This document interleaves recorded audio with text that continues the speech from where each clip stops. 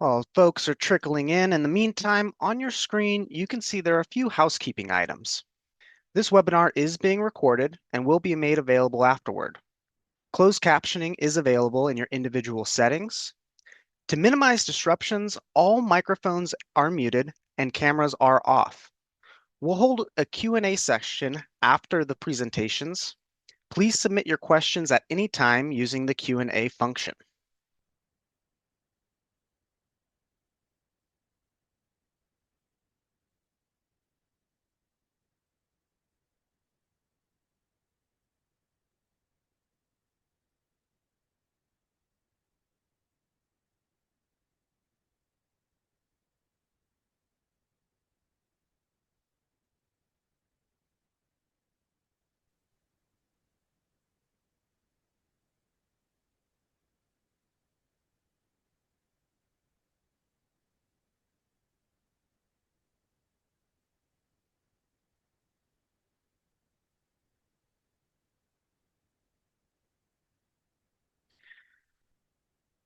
All right.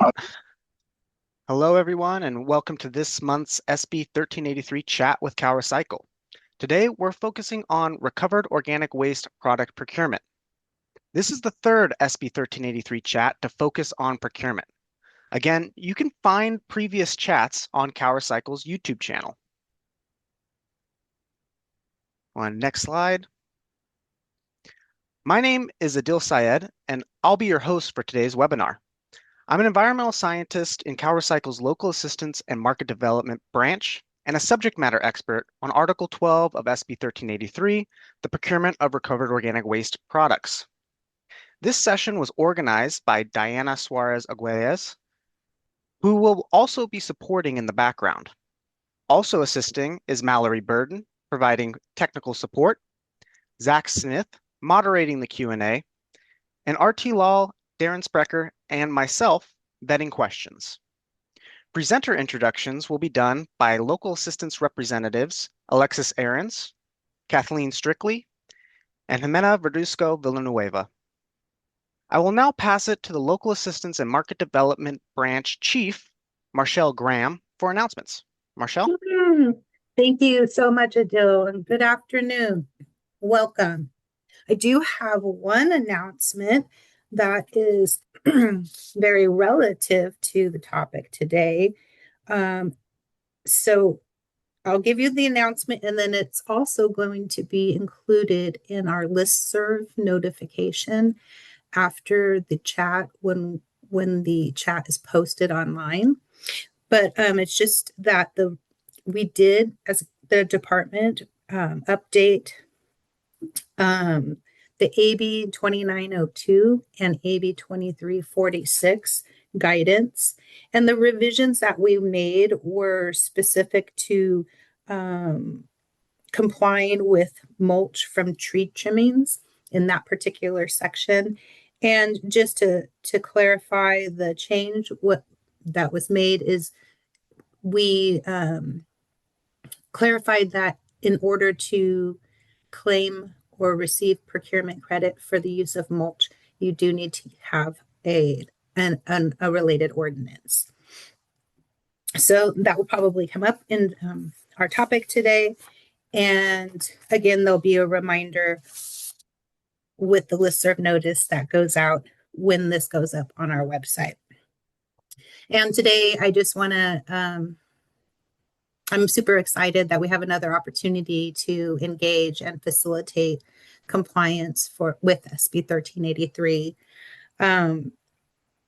Today, we're going to hear about a number of different pathways, compliance pathways that jurisdictions are taking. And I think that's really important, especially with the recovered organic waste product procurement, because jurisdictions may end up needing to adjust from one year to another and may need to have something more like a portfolio of options to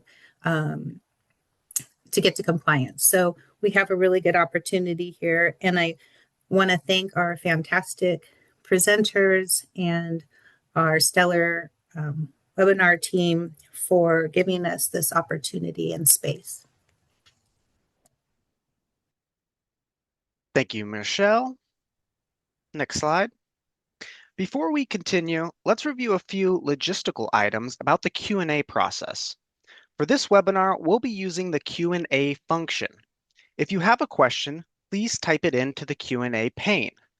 While the chat function is available for sharing resources with other participants, we will not be monitoring the chat for questions.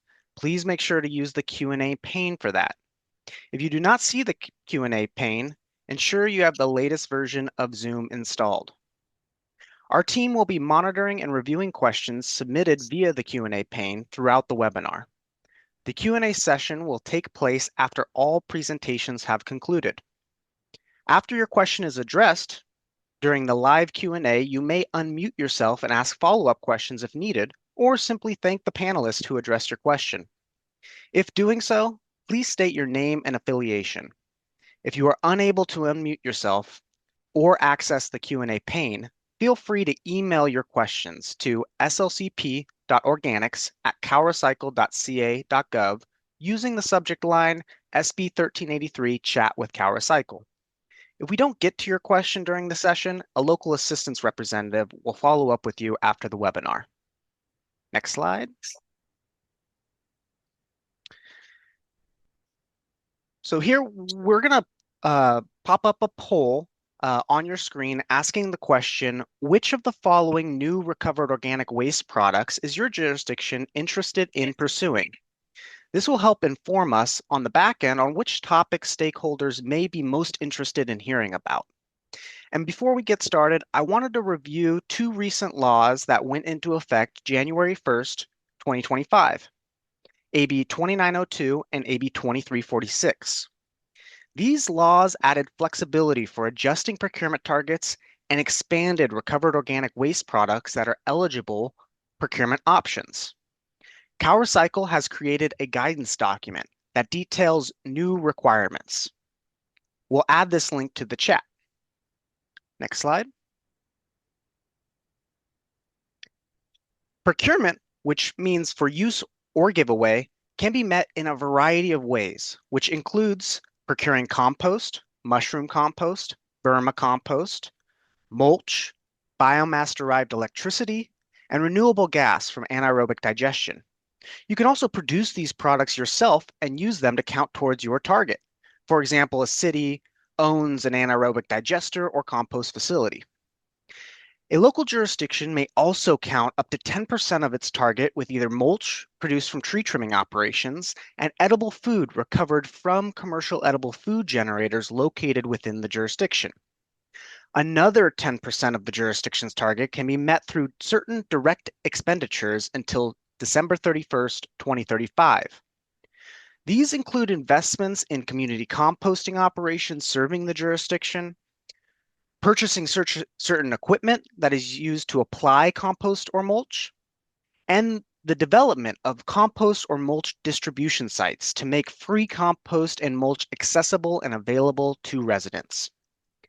A jurisdiction can also meet their target through direct service providers that use or give away these products on their behalf. Again, if interested, please take a look at the guidance document that goes over these changes in more detail and reach out if any questions may come up. Next slide. For today's webinar, we have 5 presenters. We have Renee Trampush, environmental scientist with CalRecycle's Knowledge and Integration section, Kelly Schoonmaker, Senior Program Manager with StopWaste, Doug Millar, Conservation Technical Advisor with San Mateo Resource Conservation District, Colonel James Burnley, Solid Waste Manager with the City of Beverly Hills, and Mitchell Martin, owner of Valinor Energy. First, I would like to introduce Renee Trampush, an environmental scientist in the Knowledge and Integration section. Renee works in the field unit on CalRecycle's material characterization studies. Renee will be presenting guidance about doing local disposal facility-based waste characterization studies that may adjust local per capita procurement targets. Renee, take it away.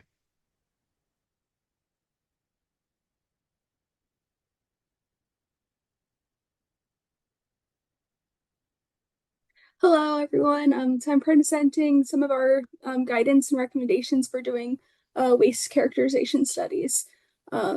Next slide.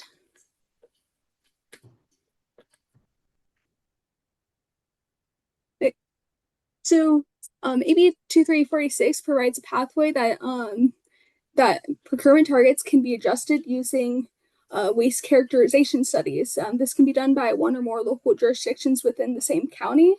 And the study should have been done within the last 5 years. It should be the study's goal is to account for what organics are being sent to landfill, and the results should be applied to your total disposal. Next slide. Okay, so we have some recommendations on how to do these studies to have a robust study with valid data.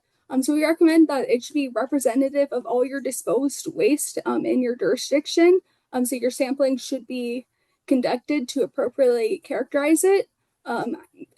Things to keep in mind are your geographical area, your population, and how much disposal you have. In your study design, you should also be accounting for seasonality. So for example, if you have times of elevated waste, for example, if you have a tourism industry that's very heightened during those periods of times, your site design should account for that period of time. Next slide. Okay, it's important to have the material list from CalRecycle's latest disposal study. It does not need to be a one-to-one match, but you need to account for all material categories that are in the statewide study as the SB 1383 organics. Next slide. So our latest study was in 2021, which is the table on the left from our study.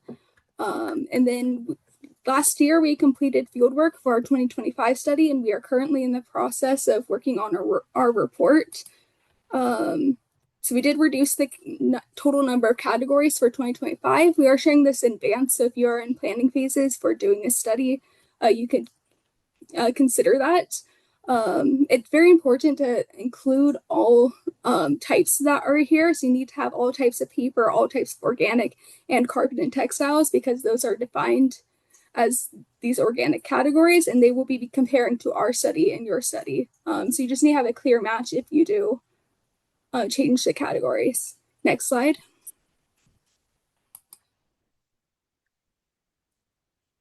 We also think it's important that in your study, you clearly demonstrate that you did sufficient sampling for a 90% confidence interval for the material types.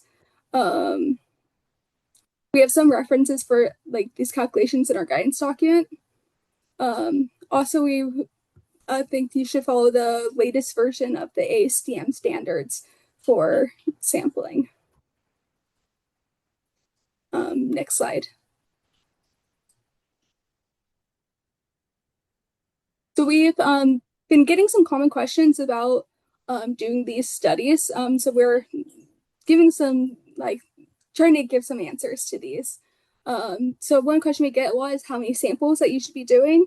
So this will vary based on a lot of factors. You just need enough samples to be sufficient and representative of your waste stream with a 90% confidence interval.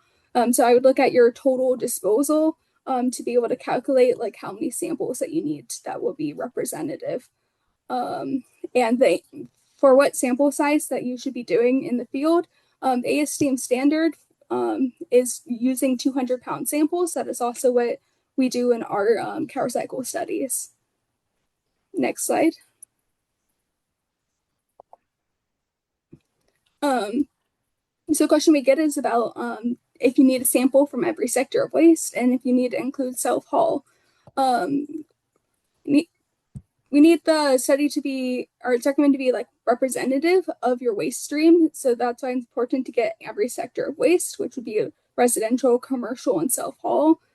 We also find it's helpful if you sample proportional to these sectors. So if 30% of your waste is coming from residential, we would say try to aim for that in your sampling plan. We have also gotten questions about doing other types of studies, such as curbside or generator studies. So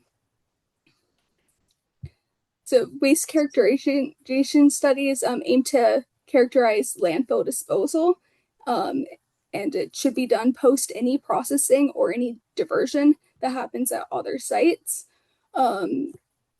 These other types of studies may not be fully representative of landfill disposal, or may not cover all sectors of waste. And like it's in our studies and what we see as common industry practice is to sample like directly at landfills. Next slide. So we've also gotten questions about visual characterizations.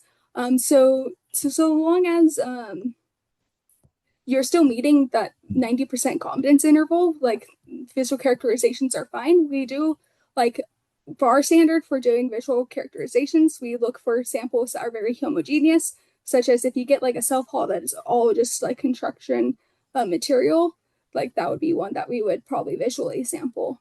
We also recommend that in your final calculations that you will weight the visual samples the same. So if you're characterizing the entire load, it should be weighted the same as your 200-pound hand-sorted samples. And about combining material categories. So it doesn't need to be one-to-one, but it does need to encompass all of those defined organic material types. So you need all of the paper, organics, carpet, and textiles to be accounted for and how you combine them. Next slide.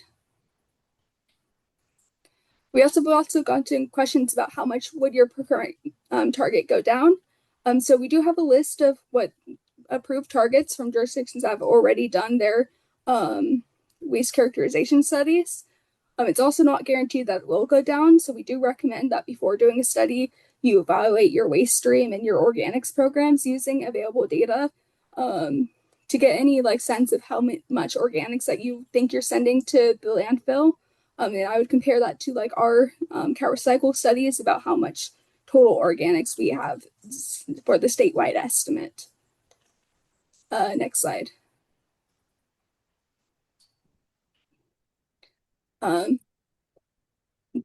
We thought that these are like some of the most important takeaways for if you're planning a waste characterization study is to make sure that it's disposal based and estimating what is going to landfill, and that it should be like both your sampling and data should be representative of your waste. And like from this study design to how you're doing the sampling, it's important to keep in mind trying your best to achieve the 90% confidence intervals and to reference the ASTM standards for sampling. Like you need to be characterizing and including all organics categories in your calculations. We also need to have, or it's helpful for when we review it to have very clear calculations and methodology that explain like how you did everything and demonstrate how you did it. So we can see each step and we can trace back all of your calculations.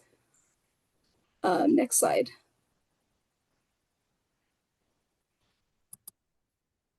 Okay. So we do recommend that if you are going to be deviating from like our general guidance or like from what we do in our studies, that you provide justification with specific evidence that your changes were necessary and still meet the 90% confidence interval. So that way when we're reviewing it, we can deem if like this study is still meeting the requirements. So just very important to be clear about what you're doing and why you're doing it. Next slide. So for the review process, what you need to send after doing a study to us is that your study design that addresses all of the items in the statute. You should show all of your data and your calculations from the study. And you should be calculating your new procurement target. And please send all this to the LCP Organics email. And we will take approximately 21 days to review the study. Next slide. So we are very happy to answer any questions and to review your methodology or sorting list before the start of the study. We're happy to set up meetings for discussions both before and after your study's completion. So we're very happy to help you clarify any questions you may have or just provide general guidance. And so please reach out to us. Next slide. And so these are some helpful resources by looking at our study, the guidance document, which has like recommendations, and the procurement website.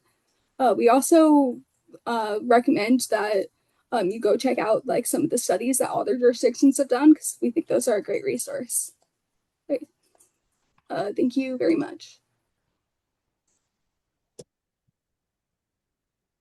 Thanks, Renee. I'm sure you guys are going to get some questions about things, and love that you're making yourselves open to taking a peek at things before folks get started. I think that's really helpful.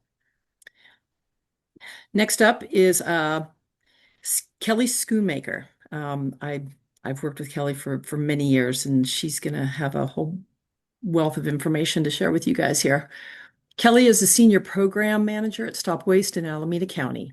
For the last 15 years, oh, sorry, I didn't introduce myself. I apologize. Kathleen Strictly, local assistance, market development. I work with all of Alameda County and half of Contra Costa.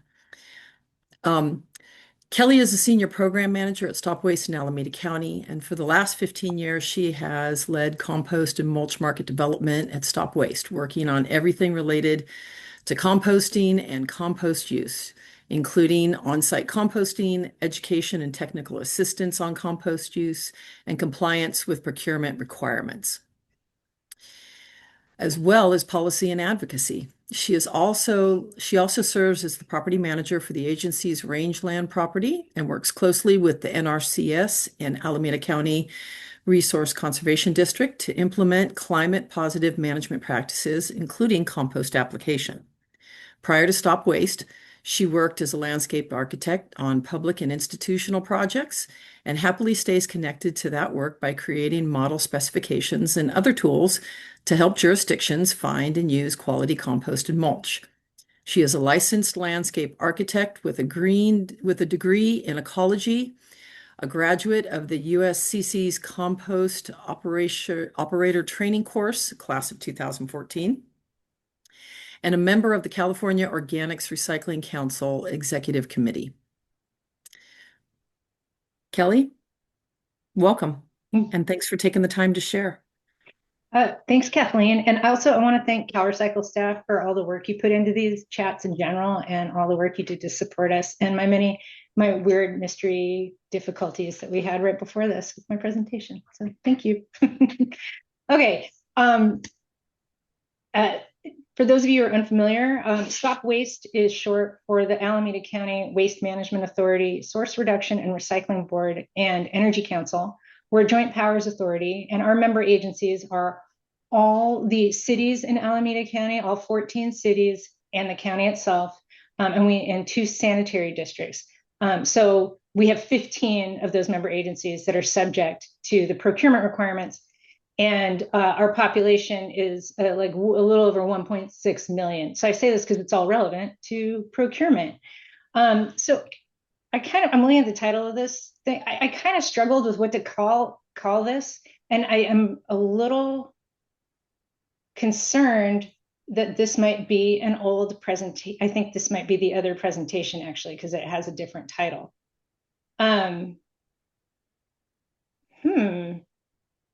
But what I'll tell you about what I was going to talk about, the title was going to be SB 1383, Procurement Strategies from Alameda County and Beyond. And it really should have called it AB 2346, Procurement Strategies. But we will be talking about Alameda County, what jurisdictions are doing there, also what other jurisdictions are doing across California.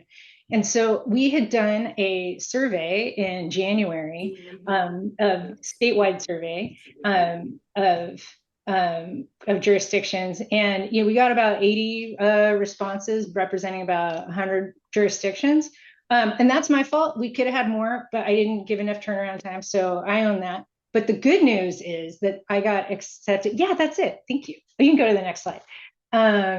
And so the good news, and just in time, because I want people to fill out this survey, because we got some responses, but I think we can do better. And I just got some good news that this I got a presentation accepted to CRRA. I'm going to talk about this.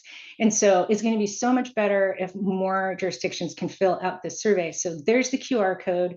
If you haven't filled it out yet, please do. More data just makes for a richer conversation. And then you can come and you can see what your colleagues say. Okay. So next slide, please. And thanks, Adil. We're going to skip this one. You guys all know this. Next slide, please.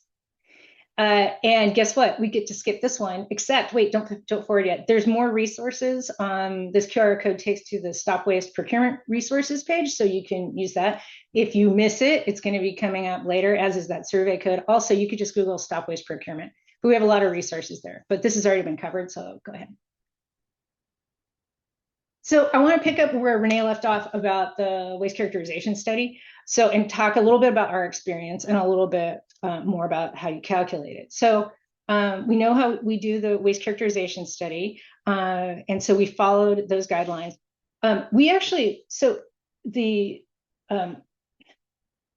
We followed the same guidelines when we did ours as are required by the SB 1383 organics processing capacity reporting requirements. So that's how we structured ours. So it's very similar. In fact, I think it's should be exactly the same verbatim, because that's what went into the bill.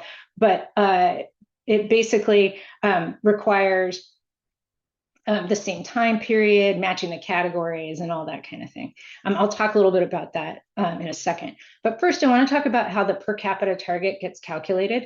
So it's 0.08 tons per person, and this is how they get that. So when CalRecycle was developing this, they said, okay, well, how are we going to figure this out? All right, let's take the tons of organics that we need to get out of landfill to meet the procurement requirements, or sorry, to meet the 1383 goals. So 75% of all the tons of organics need to come out. So 75% of the tons of organics going to landfill, that's the numerator. Divide that by the population, okay, and you get a tons of organics per person. And then how do you figure out how much is the municipal share? Well, the reference that CalRecycle used was the average municipal share of GDP across California statewide, and that's 13%.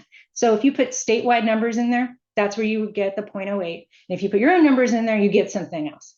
So on the other half of the slide, this tiny spreadsheet that no one can read, and that's fine. It's just there to kind of give you an idea. This is what we submitted for our calculations after we did the waste characterization study. And thanks also to CalRecycle, because I was able to cannibalize the organics processing capacity calculator to make this one, because they're so similar. So anyway, this is what we submitted. There is a blank one of these if people want to try it at their own risk on our website too, if you want to fool around with it. Anyway, at the top of the top section, there's like a place to put in your population and all the things that you aren't going to find in your waste characterization study, like biosolids and ADC, all that kind of stuff that you have to include in that tonnage. And then the middle sections where you put in your waste characterization stuff. You'll notice there's different colors here.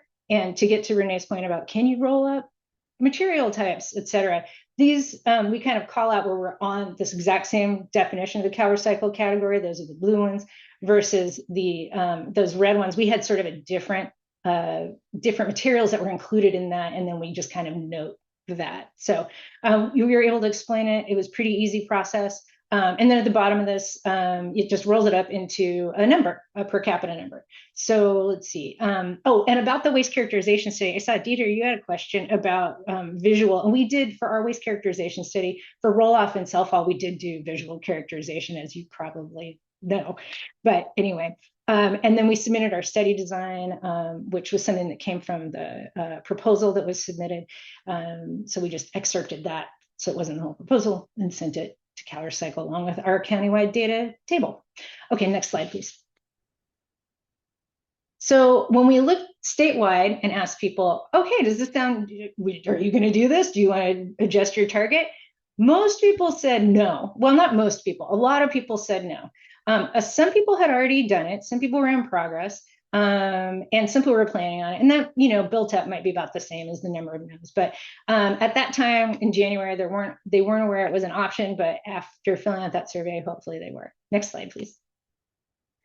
So here's our experience. So when we used it was 2024 waste characterization study, we were able to reduce our target pretty dramatically by about 2/3. The new target's 0.027 tons per person. Again, our county population is 1.6 million, so it's a lot of tonnage.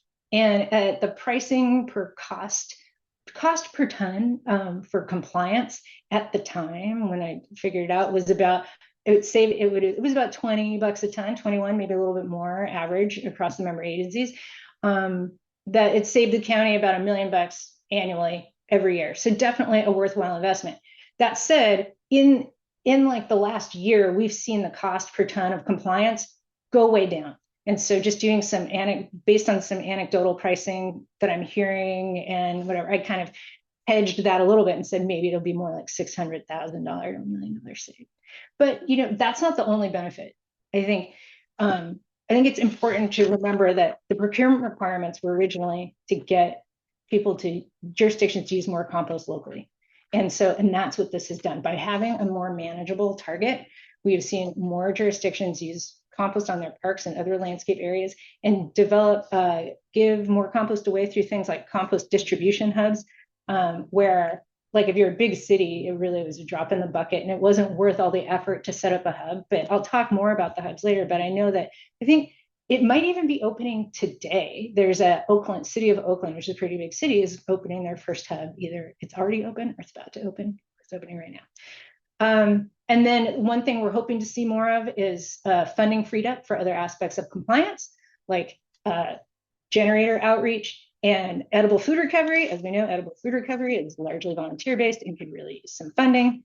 But that's a topic for another day, potentially. And of course, the target's lower, so there's better compliance. Next slide, please. For investments in market development, the thing I want to talk about on this slide, because it's mostly been covered, is a question I get a lot, and that is about how it works, basically. So for every $21.38 you spend on equipment, composting infrastructure, or a compost distribution hub, you can get a ton of procurement credit, and that can count toward up to 10% of your procurement target. So if you have a target of 1,000 tons, right, you can count up to 100 of those tons in investments in market development. And so that would mean you could count up to 100 tons times $21.38 is $2,138. And that's it. That's the cap. So for example, if you bought this spreader that's shown in this picture, which is about $36,000, you don't count $3,600 of that, 10% of that cost of that. You're tied to the tons of your total target. So I hope that makes sense. Next slide, please. Statewide, not much interest, although, wait a minute, where did that poll go? Did I already lose it? I think I already lost the poll, but, oh no, wait, I have it. I took a picture of it because I couldn't believe it. Yeah, this says 20%, this is in January, but of you all, it's like a third of you. I don't want to do any spoilers, but I am, because I didn't expect that poll. So 34% are interested in spreading equipment. So that's interesting. Okay, next slide, please. As was discussed, mulch from tree trimmings can count. They, again, have to be generated in the jurisdiction, used in the jurisdiction, given away like at this hub. This is at the Berkeley Marina hub. Berkeley's had a compost pile at the Berkeley Marina for decades, and they've recently added mulch. And mulch is one of those things too, of course, that can count for a portion of your target. This sounds, I realize this bullet point's very confusing. So what it means is food and mulch can count for up to 10% of your target. In our county, about half the jurisdictions are looking at or either counting mulch for 2025 or planning to count mulch for 2025. Next slide, please. And statewide is about the same, 51% are either doing it or planning to. Next slide, please. And of course, we can count more types of compost. And the community verma and mushroom compost. I know I'm going to address that. Yeah, it's not technically compost. Yeah, we're aware. So I didn't put the quotes here, but I really ought to have. Next slide, please.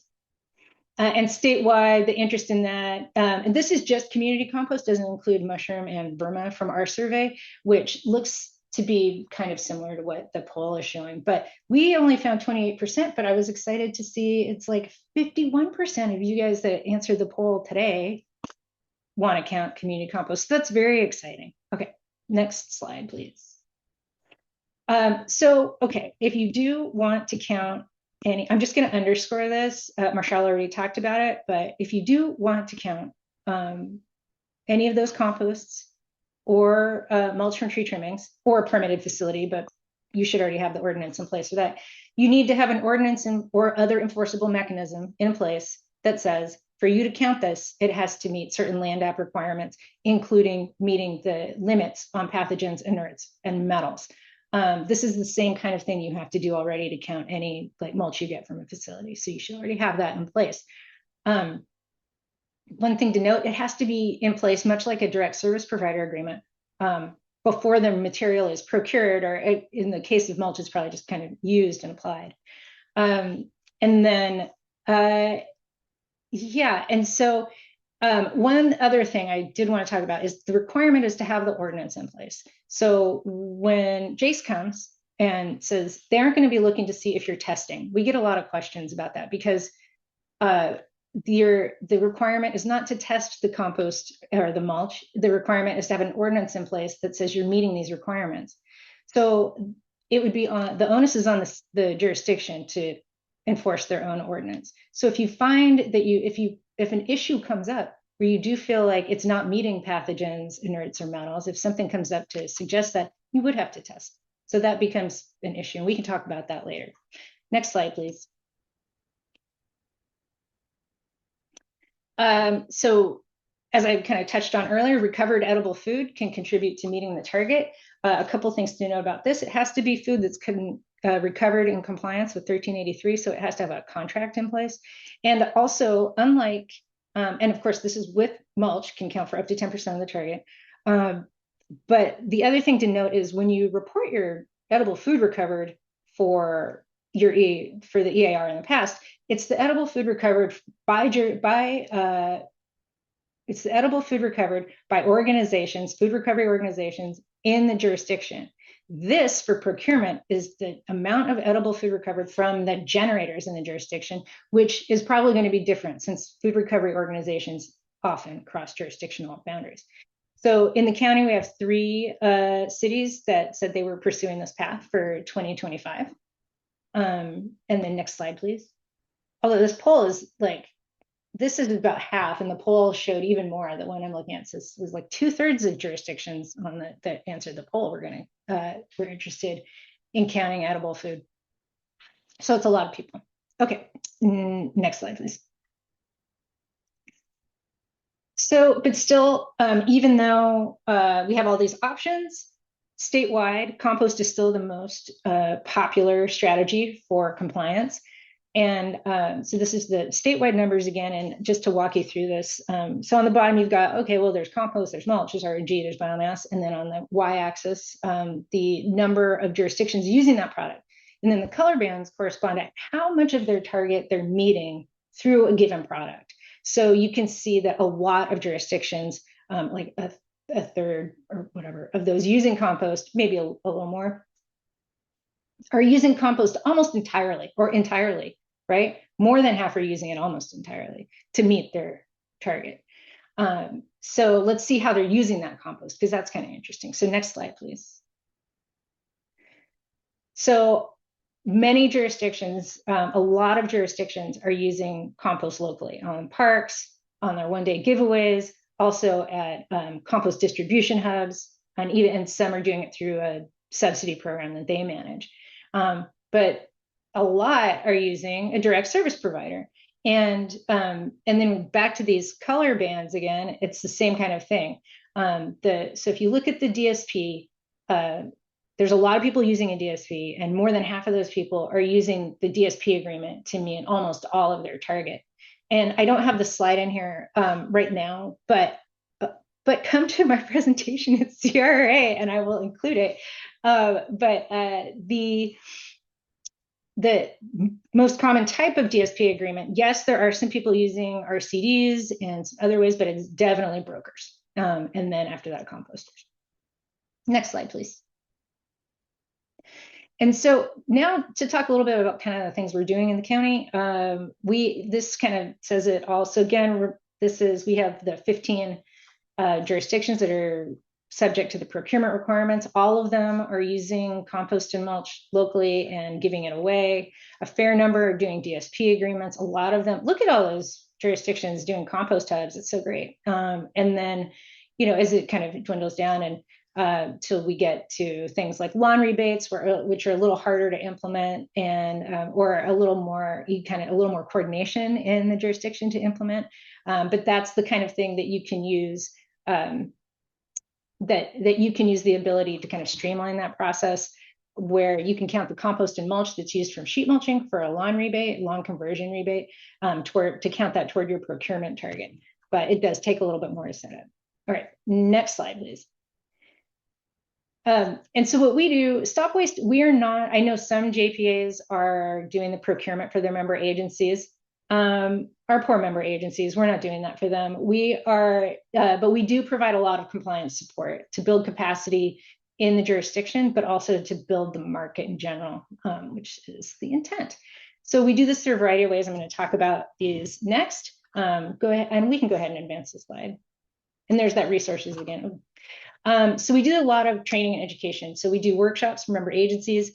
This photo is from a workshop and spreading equipment demonstration we did last June. That was really fun, when we had a handful of vendors come show off their equipment and then potentially sell some of that equipment. And one jurisdiction did end up buying something, which is great.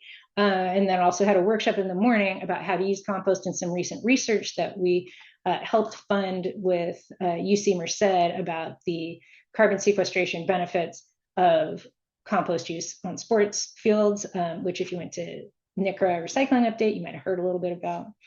And we also provide scholarships to Rescape California's trainings for landscape professionals. For us, we provide those scholarships specifically to member agency staff or contractors who serve those member agencies. But it's a great way, because if a landscape crew hasn't used compost before, it's a lot different than just applying fertilizer and doing other things. There's new equipment, there's all kinds of things. It's really important to be trained in that. And then we have another training, which is the StopWaste Environmental Educator Training, which we call SWEET. And it is an on-site composting training. And you would think, well, wait, that doesn't have anything to do with procurement, but not so. This training is geared for small scale on-site composting, so urban farms, stables, wineries, the zoo. Like, these are all people that we've worked with and have gone through this training. And what's great, I mean, I could talk forever about this training, but what is so great about it is the on-site composting does preserve some of our organics processing capacity infrastructure. A lot of times we're dealing with difficult to compost materials, like manure from the zoo or from stables, or seasonal, like grape pumice, that kind of thing. And also, when working with our farm partners, we're also getting an opportunity. So we're training them to talk about composting and compost use. And so then they're able to convey that information and engage the people that are coming to their site to volunteer or what have you. So we do all that. And it also helps meet one of our agency's goals, which is building a local resilient food system. We also have tools, so many tools. Google stopwaste.org. People ask for tools, and then we basically make them. So you'll see things like model language for that mulch enforceable ordinance mechanism that's been updated, and then calculator, which I mentioned before. Next slide, please. Okay, compost hubs. I could also talk about this forever too.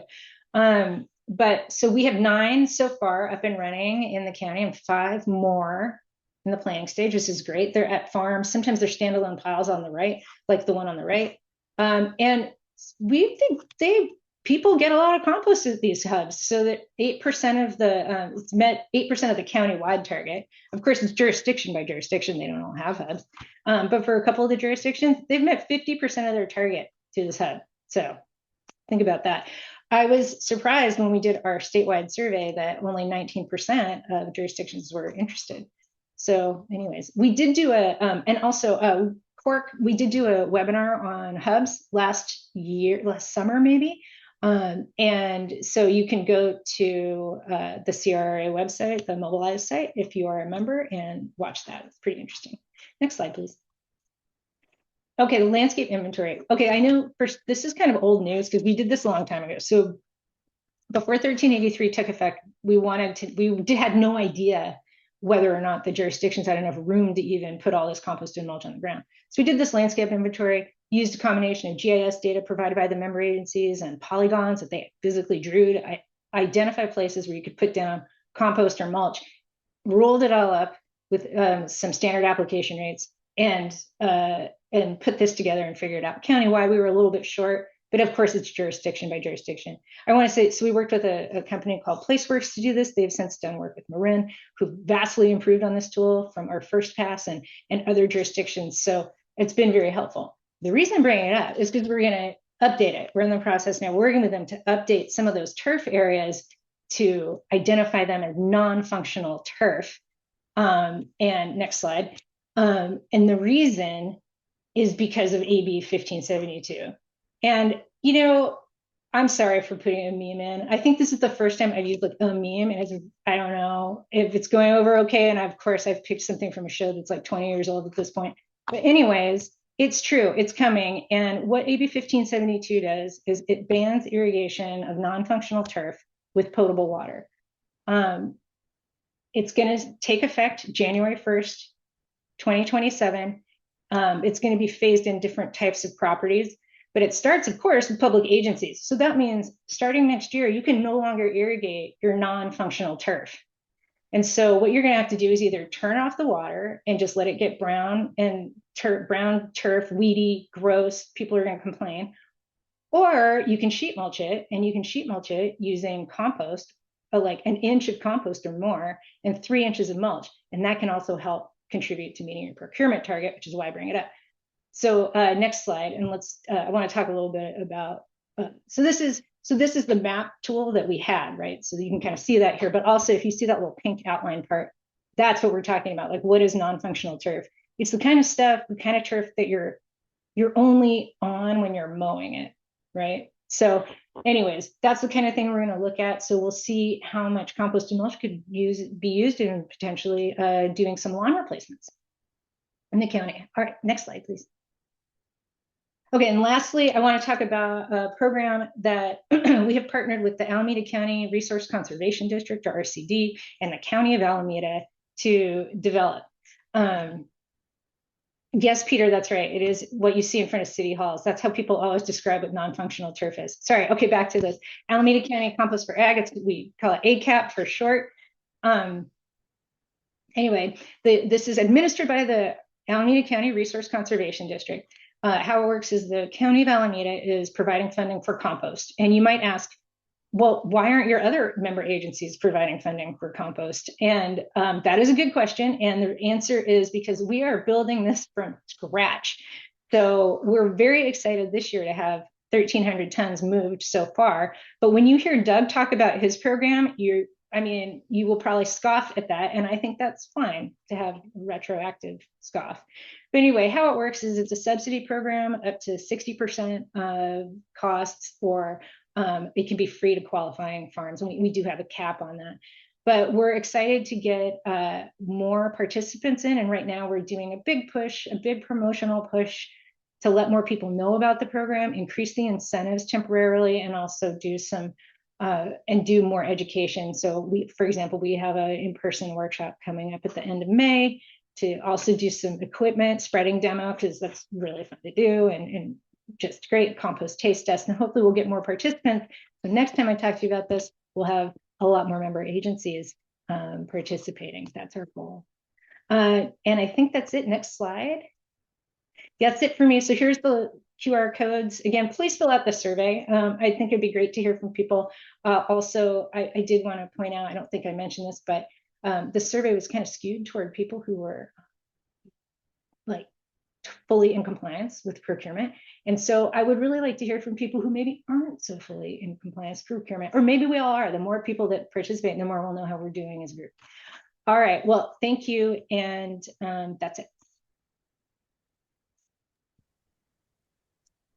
All right. Thank you for that fantastic presentation, Kelly. I love the real-time incorporation of our chat poll results, and I think given the reactions, the meme landed pretty well. So, great job. Hi, folks. My name is Alexis Ahrens, and I'm a supervisor in the Local Assistance and Market Development Branch. My unit works with various counties, including San Mateo County, and it is my pleasure to introduce Doug Millar. Doug provides technical assistance across the RCD programs focusing on compost and soil health projects. He brings experience in a wide range of farming systems, composting, soil health, and carbon farm planning. Doug grew up in the middle of farmland and graduated from Ohio State University in greenhouse gas production and management. Doug's passion for soil and surf makes San Mateo County his ideal home. All right, take it away, Doug. Alexis, just to clarify, greenhouse production and management. I greenhouse gas production is pretty hilarious, but I love that. So My apologies. The nice intro. First off, I just wanted to say that the work I'm about to present is a result from a wonderful collaboration with between San Mateo County Sustainability Department and the San Mateo Resource Conservation District. We developed a program called the Compost for Climate Solutions Program, and I'm incredibly grateful to lead this project and absolutely stoked to share this time with you on how you can partner with your local RCD for SB 1383 implementation. Next slide. But just so we're all on the same ground here, I'd like to ask the question, why add compost to the land? Well, it improves soil health and structure, so it's going to add more porous pipes and pathways to the soil. That improves with water holding, water infiltration and air infiltration. And then, of course, it improves water holding capacity because since there's more little pockets, there's more water to be held in the soil. And then by promoting plant growth, it increases photosynthesis, drawing carbon dioxide down from the atmosphere. And it adds organic matter, which acts like glue, preventing erosion. Next slide. Plus, it just makes farmers really happy. So we love that. Next slide. So there's some common challenges I think many of you are all aware of with SB 1383 requirements, obviously meeting the procurement targets. And then, oftentimes there's not enough land to apply that compost in your jurisdiction, and parks and public works cannot absorb that kind of volume. And then the cities are tasked with both funding and administering a program. And then, there's risks of penalties if none of that happens. So next slide, please. So, what's the solution? It's compost programs with your local RCD. It's a win-win for farmers and jurisdictions. Jurisdictions get to meet the procurement targets, and then farms get high-quality compost. Next slide. So, you might not be familiar with what an RCD is. What is a resource conservation district? Well, the Resource Conservation District is a public agency created by the state to conserve natural resources. Born out of the Dust Bowl in the 1930s, when the federal government realized that soil is our most valuable natural resource, the Soil Conservation Service was formed, which is now called the Natural Resources Conservation Service, or NRCS. You may have heard of them. But since the federal government can only reach so far, local farmers and ranchers created resource conservation districts to help with more local concerns. Ours was started in 1939. I think we were one of the first or the first in the state. It's often said that RCDs are a local hub for conservation, and we're a public agency that is non-regulatory, so that helps us get regularly invited to private lands. And we help people help the land through offering financial, educational, and technical assistance to help anyone who voluntarily wants to best manage natural resources. There are 95 RCDs in the state of California. There's actually over 3,000 conservation districts throughout the country. Next slide, please. So how a compost program works is, well, the city contributes funding to procure compost, hopefully close to matching their targets. And then the RCD identifies these agricultural rangeland sites or farm sites, and then we do the coordination with the farmer and rancher, and then we do the compost application and logistics. We just, make sure that the compost is applied where it's supposed to be at the perfect, at the right rate, how many tons per acre. And then we do the tracking and reporting to follow that up. Next slide, please. So why are RCDs such a perfect fit for SB 1383? Well, resource conservation districts are the ideal SB 1383 implementation partner. And the program I manage, which is in its 5th year now, is called the Compost for Climate Solutions Program. And it's becoming a model for the state. As public agencies built around natural resources conservation, RCDs connect cities to working lands, helping jurisdictions meet their compost procurement targets, while delivering real soil health benefits to farmers and ranchers. The trust RCDs carry with landowners also opens the doors to broader conservation outcomes that go well beyond compliance. So we have trusted landowner relationships, on-the-ground technical capacity by understanding soils and agronomic goals, coupled with program administration expertise to build your capacity to implement SB 1383. Next slide, please. And so RCDs are basically your boots on the ground. The city gets SB 1383 procurement compliance and verified documentation for audits. And then there's no need to hire new staff, find land, manage all the logistics and all the paperwork that goes along with that. Next.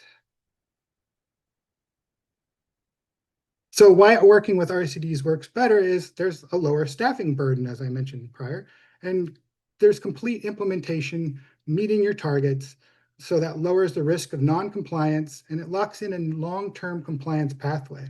This is a simple, low-risk way to meet a state mandate. Next. So how RCD city partnerships achieve climate action plan goals. Next. So the way we can help meet these goals are through methane avoidance. Diverting organics from landfills eliminates methane generation, which is one of the highest leveraged greenhouse gas reductions available. And then by closing the organics loop, cities investing in green waste and food scrap collection gain a visible, beneficial end market. If farmers are buying compost, then compost producers are going to keep producing compost. And then that means they're going to need more feedstock. So more organic waste go to those producers. And then it's this beautiful loop. And I think it's working out really well through the 5 years that I've been doing this. So compost procurement gives cities a concrete, quantifiable diversion story. Next. And so RCDs add credibility for city climate action plan reporting. So we'll provide the technical documentation. So we provide verified application rates, agronomic records, soil sampling data. So that will withstand scrutiny in a climate action plan progress report and GHG inventory updates. And then what's really cool is we're providing a political and narrative value. Cities can now point to tens of thousands of tons of compost moving from curbside bins to local farmland, which is a compelling climate story. We're going to spread 24,000 tons of compost this year. And then we bring agricultural expertise. This is just the program. The program I manage is going to spread 24,000 tons. So we're bringing agricultural expertise. Cities may find it as challenging to make claims about on-farm outcomes, but the RCD partnership fills that gap. So we bring scientific credibility and professional standing.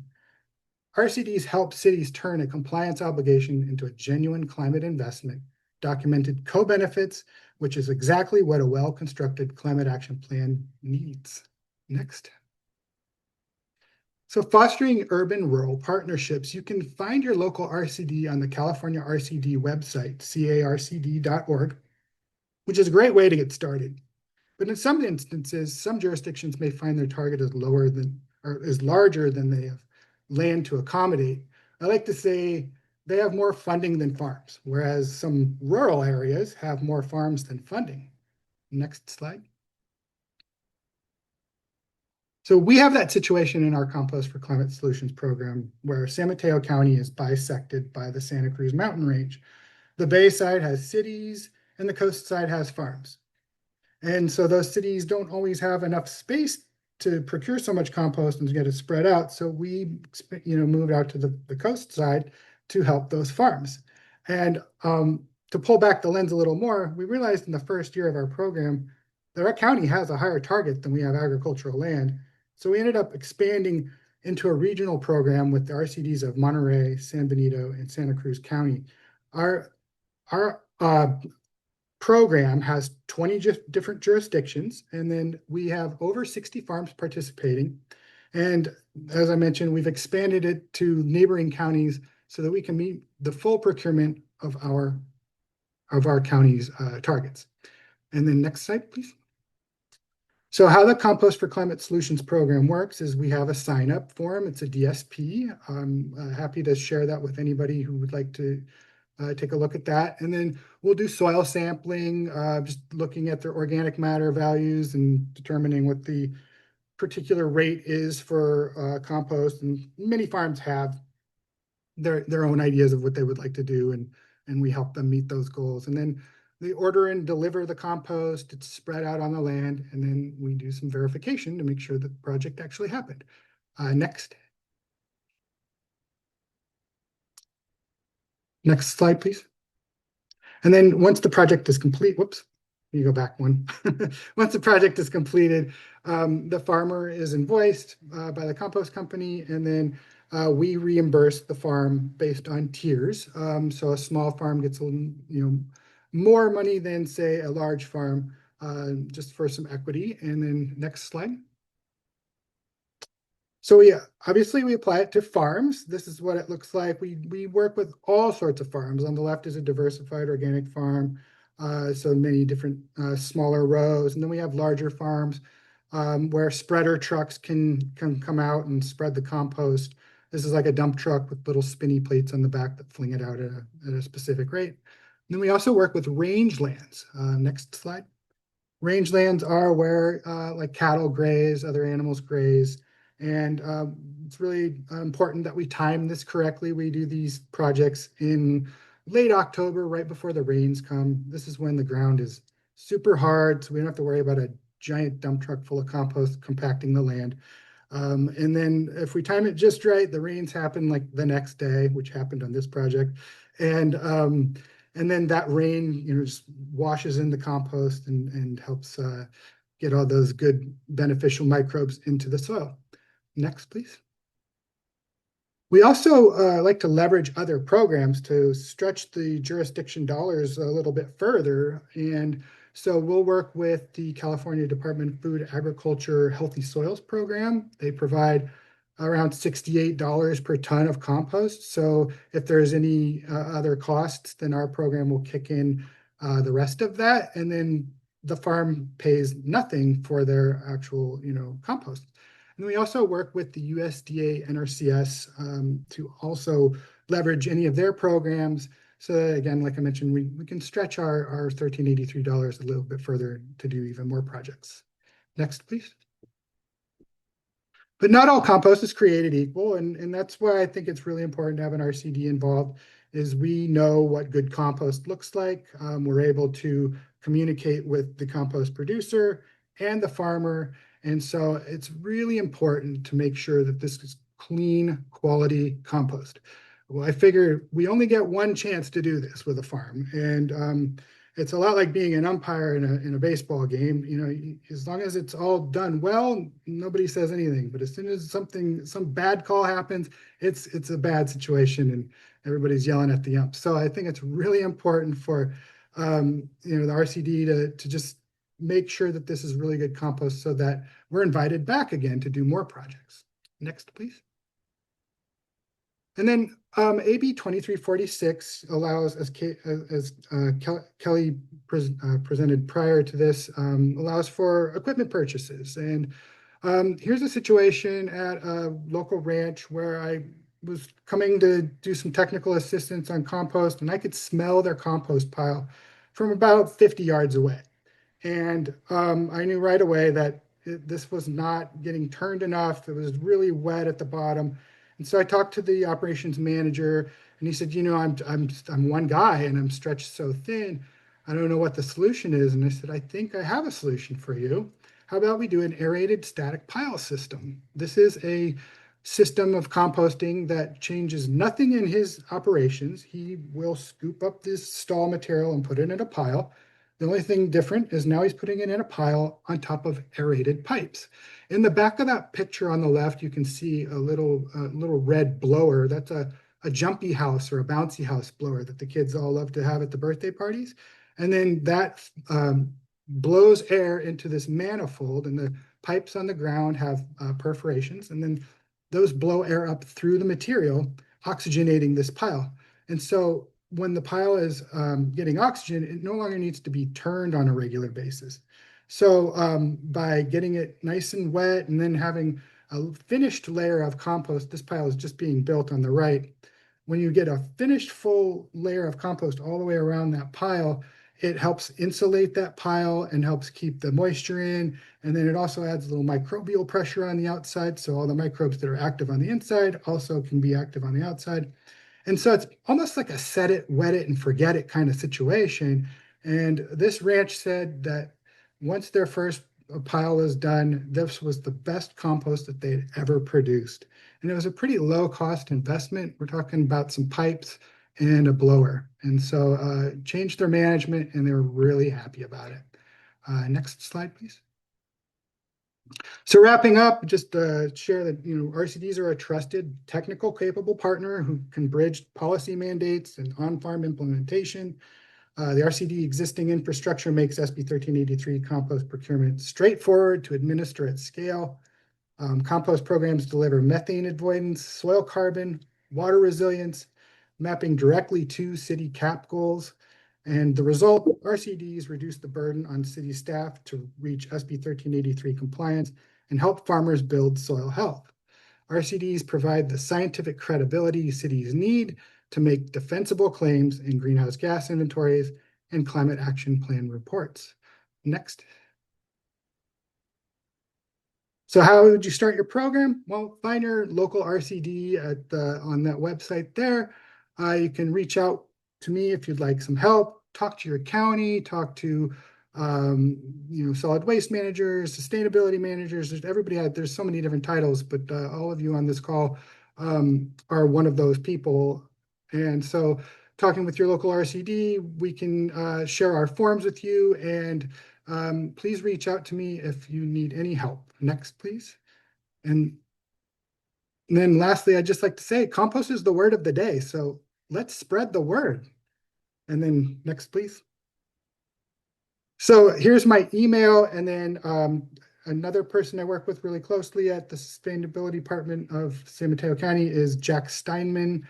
There's his email as well if you'd prefer to talk to a government person. This is two public agencies working really well together.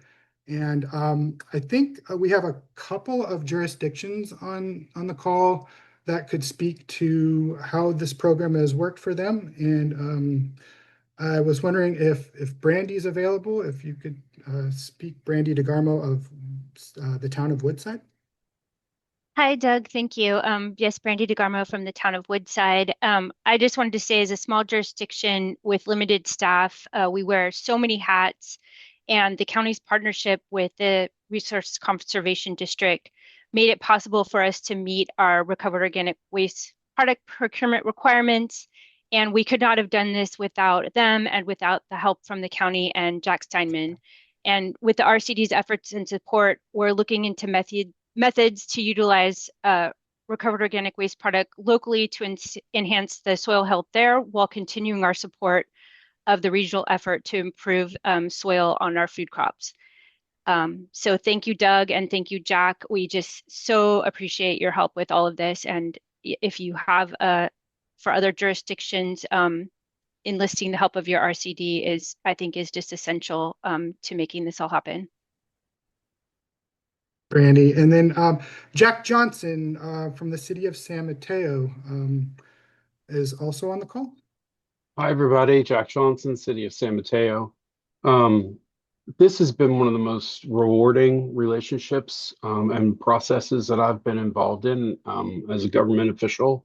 I think that the work that we've done collaboratively with the county, the cities, and the RCD has been a real model for CalRecycle and the rest of the state. We've met our target, and we've done it with very clean compost, and it allowed us to draw upon the natural database and knowledge base of the Resource Conservation District and their work on soil health and their outreach to the farmers. It's just been a real pleasure. And I encourage everybody out there who has an RCD anywhere near them to reach out to them, because it can be a really rewarding way to meet your procurement target and to meet your climate action plan goals. Thank you both. I really appreciate everybody's attention, and I think we're ready to move on to the next speaker. Okay. Awesome. Thank you, Doug, for that presentation on RCD programs. My name is Jimena Verduzco Villanueva, and I'm an environmental scientist at the Local Assistance and Market Development Branch at CalRecycle. I provide technical assistance to jurisdictions across LA County for SB 1383. And now I'll be introducing our presenters, Colonel James Burnley and Mitchell Martin. Colonel James Burnley serves as the Solid Waste Manager for the City of Beverly Hills, directing solid waste, street sweeping, and environmental maintenance services. He brings 32 years of industry experience, 15 of them with Beverly Hills in his current position, and previously held positions with the City of Burbank and Culver City. For Mitchell Martin, he is the owner of Valinor Energy, and it is a small advisory practice supporting California municipalities on SB 1383 procurement compliance. He brings over 15 years of experience in renewable power generation, including senior operating roles at one of California's largest biomass electricity providers, and was involved in some of the first PCA transactions under SB 1383. Take it away, Mitchell and James. Thank you so much, Jimena. Appreciate it. I am Mitchell Martin with Valinor Energy, joined with Colonel Burnley today from the City of Beverly Hills. Most of the goal today is to really talk about Beverly Hills' experience using PCAs for their compliance. But I am going to just kind of quickly set the table for those who are not as familiar on what a PCA is or how it works, and some of the documentations, and always the question of, does it apply for you? So it just, from the outset, this program often pairs with the programs that were already talked about. It doesn't need to be replacing any current efforts, but trying to supplement the other work that everyone is already doing. So next slide, please. So just to set the table, what is a PCA? A PCA procurement compliance attribute. That's a bit of a mouthful, so PCA.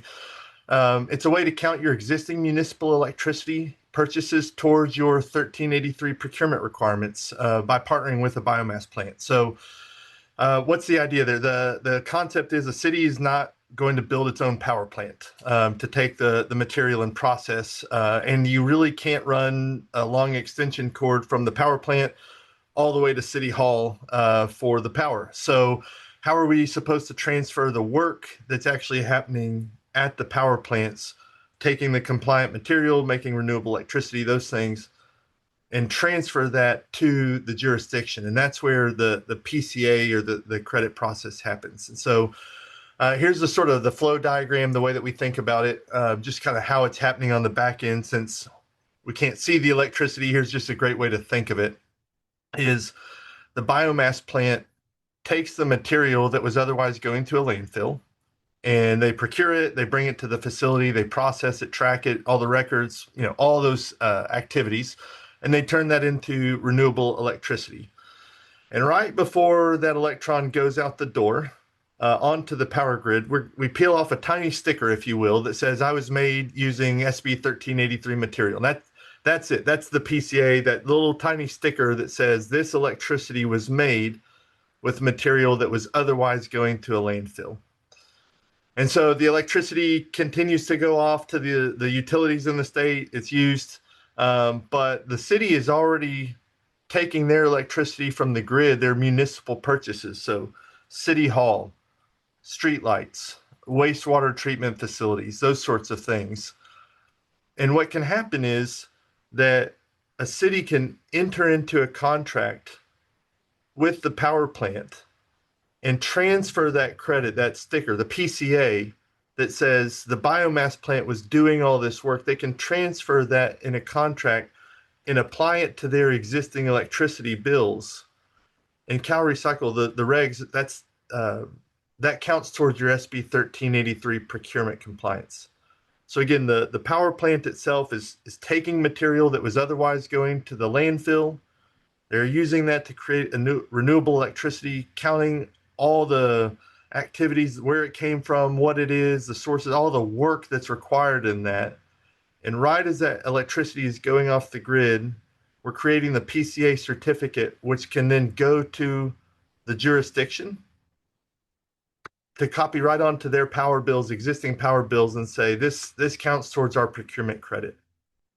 If you don't hear me say anything else, just a couple, probably the biggest point in here is on the right, it says no utility switch. And what I mean by that is whoever you're buying your electricity from and wherever they're getting their electricity from in the background, wherever you are in the state, a PCA works for you. So these can transfer from a power plant to any jurisdiction in the state of California, which if you're on this call, I assume you're a jurisdiction in the state of California.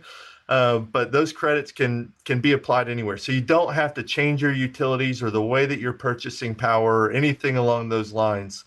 If you're worried about 1383 compliance, you can talk with the power plant about a PCA credit.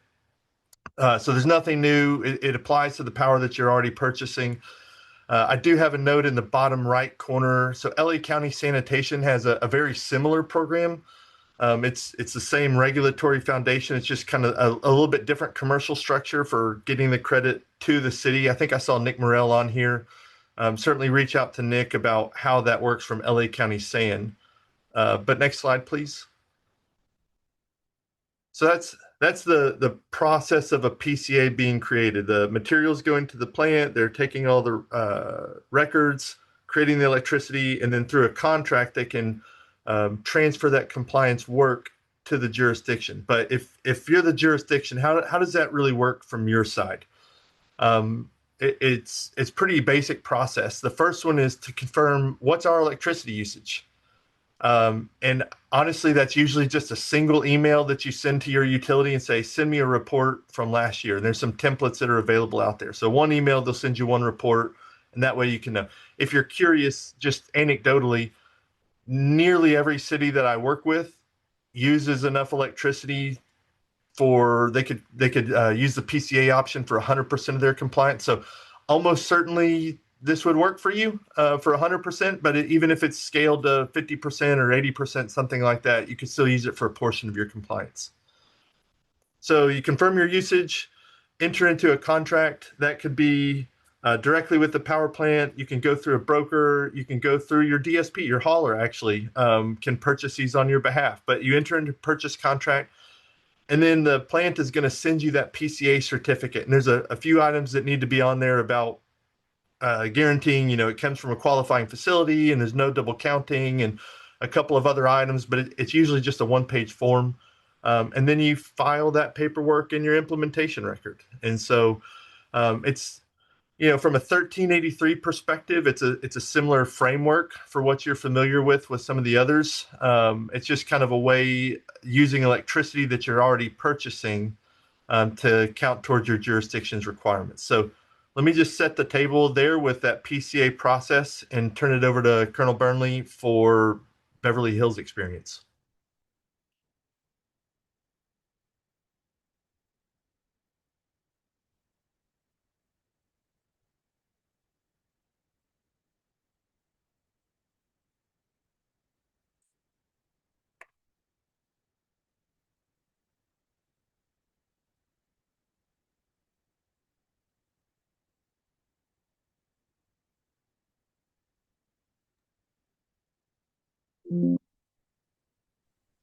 It looks like we might have some microphone issues for Colonel Burnley. So Mitchell, we'll give it a couple more seconds, but Mitchell, if you wanted to just talk through his slides or maybe tie up the presentation, and we'll move to the Q&A session.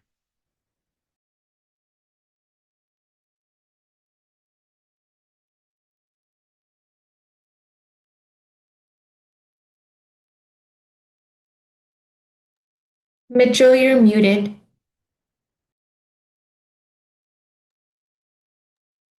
I had such a great comment too. Colonel, if you're able, hop in at any time, and I'll step aside. I'll do my best to share y'all's story. But in 2024, which, if y'all recall, the compliance target was a little bit lower then. It was 65%. We'll call that back in the good old days, if you will. But Beverly Hills was trying to look at and assess its options for how to meet their compliance targets. And so they had reached out, I know, through some of their consultants and third parties, and gone out for a bid process to see what their options were. And as they did that, working through HF&H and some other firms and local partners, they received a pricing option back for the PCA option to partner with a biomass power plant. It was the lowest cost option at the time. And they were able to continue forward with that process. One of the other considerations I know that they had thought through was they were doing their local programs like compost giveaways, and some of the other opportunities locally. They are a very urban city, and so space is kind of less available for them for some of their own internal distribution. But through community giveaways and some of their own metrics, that's where they were still looking at saying, hey, we probably still have a bit of a gap here. And so they went out to bid for the entire process for the entire 65% target. Again, PCAs were the lowest cost option. When they looked at including the cost of like spreading, application, record keeping, some of those other sorts of things, it really was the best fit for their city. If you could go to the next slide, please. So they moved forward with the purchase agreement. We're able to satisfy all of their requirements through the PCA option. And one of the things from a lesson learned standpoint that James was going to share, Colonel was going to share today, was what are the things that went into the implementation record? And so a few of the items that they had, if you'll go to the next slide, I'll kind of talk through each of these with some example screenshots. But last year's power bills, they went to Clean Power Alliance, who's their CCA, their electricity provider, and asked them to run a report on all the different usage for the prior year.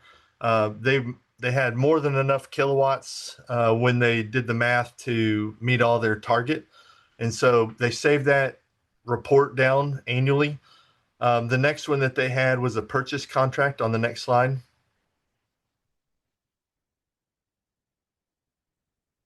And that purchase contract was something that they entered into. There was a form available from the power plant, so they didn't have to draft anything that was from scratch. And at the time, it had been used by a number of other jurisdictions in the state. But they entered into, had some back and forth through the attorney, but went directly with the power plant. So between Beverly Hills and the facility for that contract, and we're able to enter into that. Next slide.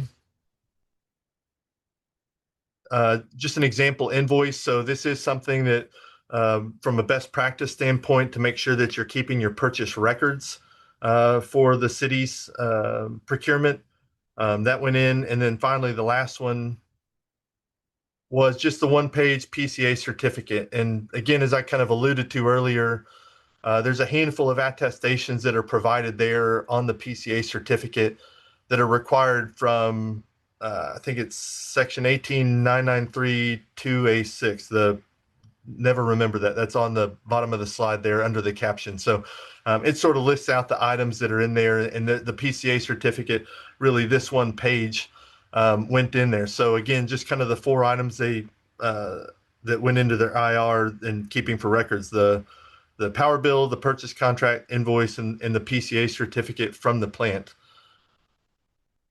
If you go to the next slide. So Beverly Hills has since gone out for a new RFP around this. And it's not just PCAs from woody biomass, it's also from anaerobic digestion. So it's very flexible language. But they have an RFP language that is available. And we've got kind of a screenshot here that Colonel Burnley had put in But I think they would be more than happy. His contact info is at the end of this, but he'd be more than happy to share that to anyone else. And then next slide, please. So where are they now, and where are they planning to go? That was, 2024 was a pretty straightforward process. They actually used kind of a mix of products in 2025. And then 2026, they've gone out for this RFP.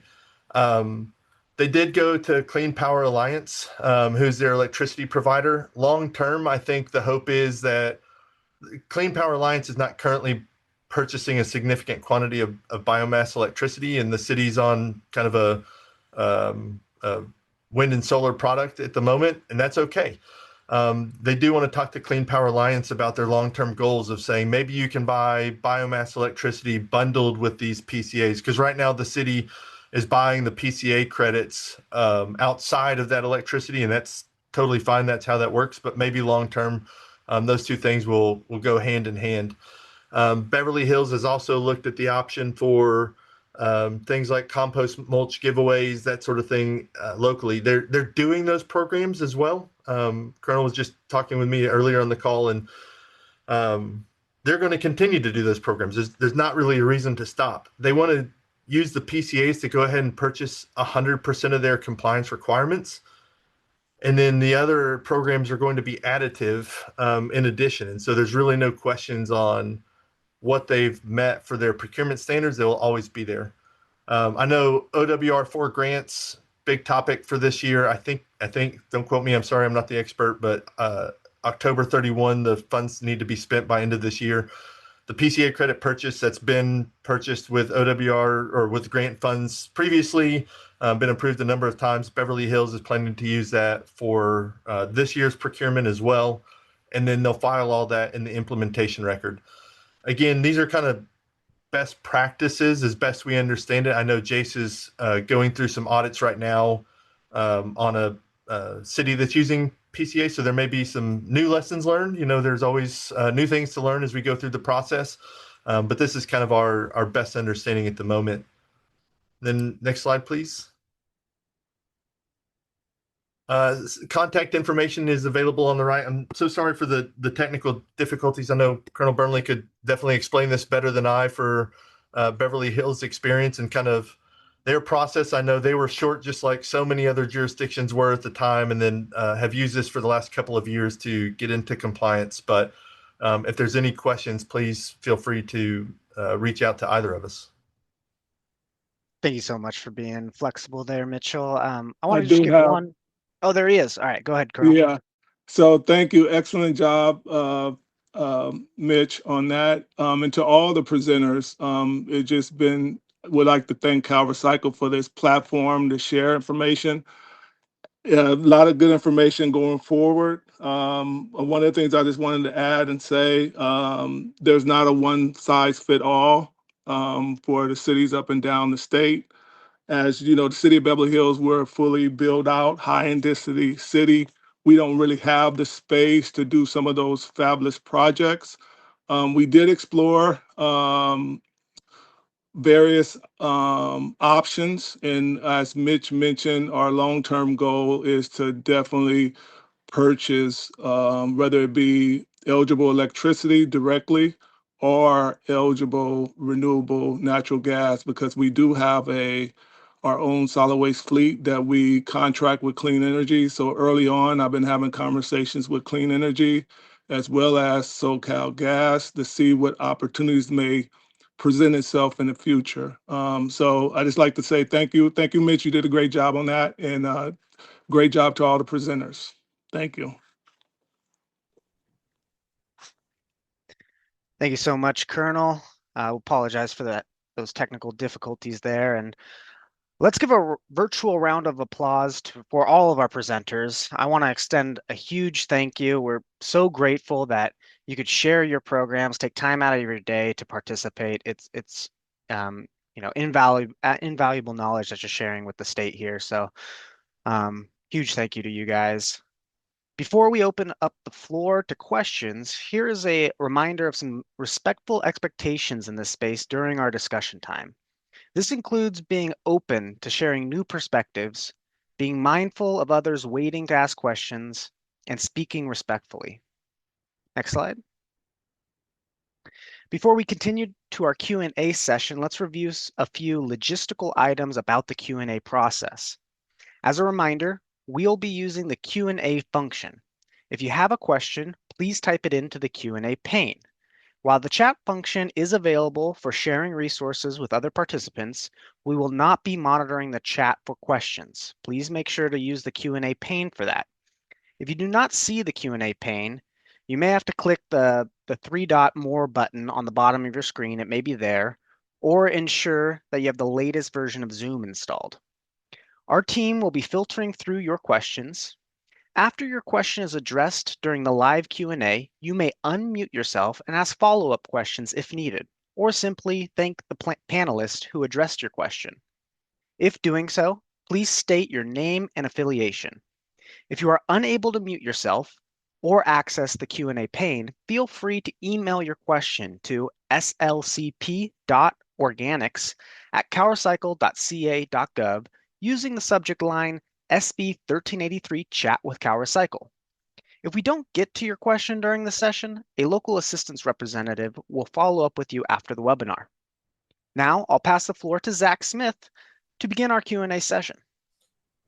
Thank you, Adele, and thank you for the great intro too. So we're going to go ahead and jump right in here. And our first question is going to be for our CalRecycle team. This question was from Dieter Eccles. And the question was, please clarify what a 90% confidence interval is. The language in the guidance document is unclear because the formulae for calculating a 90% confidence interval only requires 2 samples. Characterizing more samples shrinks the absolute size of the confidence interval, but it's not necessary to do more than 2. Also, visual characterizations are permitted, but maybe not recommended for all sectors. And so our CalRecycle team who's on here, you're welcome to jump in and just kind of share a summary of how you responded to this in your initial text response to the Q&A. Well, I can respond for that one. So we recommend referring to the latest SDM standard and the CalRecycle's 2014 disposal studies for sample calculations for calculating the confidence intervals. The number of samples that you need should be representative of the volume of waste generated. And when you're submitting your study report to CalRecycle, you should include the calculations to justify the number of samples. We are also happy to answer more questions about the calculations if you reach out to us. And for visual characterizations, we just recommend that it be sufficient to characterize the sample. We typically only consider these for homogeneous samples. And we will review any justification that you have in your study and provide feedback. Thank you so much, Renee. All right, we have another question.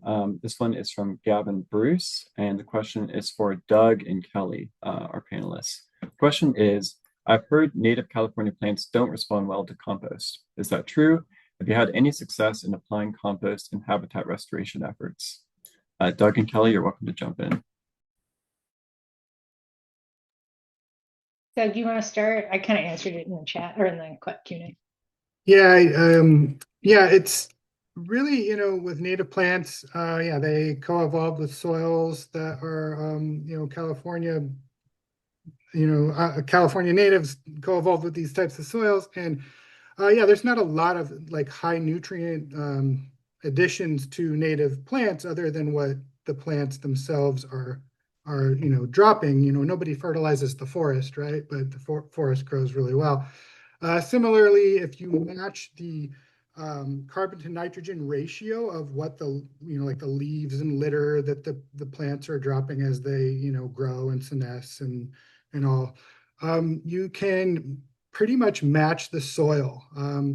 Soil microbes need a diet of 24 carbons to 1 nitrogen. And the reason for that is because their little bodies have about 10 carbons to 1 nitrogen, and then they need 8 carbons to maintain their bodies, and then 16 carbons for energy. That's where that 24 to 1 gets to. So if you apply a compost that's close to that carbon to nitrogen ratio to a native plant project, you're going to have a very small effect as far as on the microbes, which are the ones that are delivering that nitrogen to the plant, which is what would upset the biome, because invasive annuals may be like, yes, nitrogen, we're going to outcrowd all the natives. So it's just a great way of just making sure that you're not feeding the plants you don't want, but feeding the plants you do want in a diet that they prefer. Okay, I'm going to tack on to that and say, definitely true, plants co-evolve with their soils, but I have a question about why you would be planting native plants into a native soil. Like, it seems like if you're planting native plants, you're planting into a disturbed soil that's either been compacted from construction or it's been otherwise degraded, like some other kind of restoration project. In that case, we find that we see a lot of organic matter loss, and the native plants benefit from that application compost when they, especially a deep application, a deep rip, not where you're tilling, but where you're ripping the soil, to get that organic matter back where it should be when it is a native soil, right? To kind of rebuild that soil. There's one study that Vic Clausen from UC Davis did with Caltrans, where they did establishment of native plants without irrigation, and it was part of a Caltrans project where they were, they had a road widening project, bunch of soil disturbance. And so what they found was when they ripped it the deepest, this is a coarse rip to like 36 inches, probably a meter, but whatever. Let's call it 36 inches. So they found that those plants, and they were establishing things like baccaris, like, shrubs, that kind of thing, and some grasses, that those plants that had the deepest rip in the compost application compared to other things like biosolids or nothing, they were able to establish without irrigation. So I think the water holding capacity, the organic matter, the nutrients, it's not like you're adding like a fertilizer. I mean, Doug, I don't know what you guys are seeing. We see like 1% nitrogen. It's not a lot of nitrogen, right? And it's also a slow release nitrogen. So I feel like we used to work a lot with California Native Plant Society, and like they would for a long time would say they weren't like pro compost, but especially with establishment, it's very helpful. That said, and I said this in the Q&A, but do they want to have compost applied every year like a row crop? I mean, we do have a very biodiverse state, but probably not. Anyway, do you want to respond to that, Doug? Yeah, I think thank you for that support. That was excellent points to bring up. There is a study that Rebecca Riles from UC Merced did, I think, and showing that, if you add less than 35 pounds of nitrogen to the site, there's no disturbance, upsetting the native plants. And just to give you kind of a rule of thumb, like just the math on adding 10 tons per acre, which is actually something you do on a farm, not on a rehabilitation site usually, it would only add about 10 pounds of nitrogen per year based on the mineralization rate of that compost. So I can back that math up offline if you guys want, but so it's really, like Kelly said, it's like 1% content of nitrogen in that compost. So it's pretty low, and then it takes a long time for that to really fully break down. I'm kind of tired of everyone focusing on nitrogen all the time. Like, there's other things. We should get away from just talking about nitrogen all the time. It's carbon, baby. Carbon, phosphorus, there's things, lots of things. Anyway, all right, I'll stop talking. Well, while you guys both have your cameras on, I do have another question for the two of you, also related to compost still. And the question is coming from Mendocino County.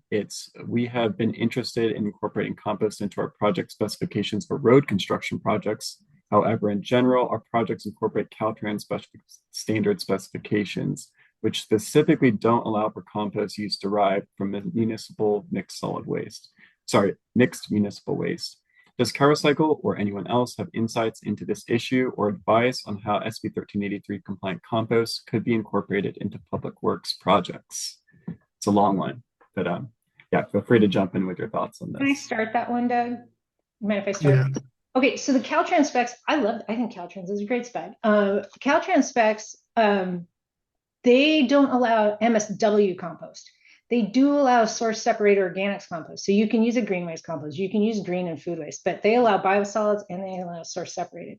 I also will, if you go to our website, we have a link for landscape specifications for any construction projects. So you can just like put that in there, and it's got all the 1383 requirements in there, as well as kind of what you want to get a quality compost. And then the other thing and there's a bid spec there too, and I think I put that there.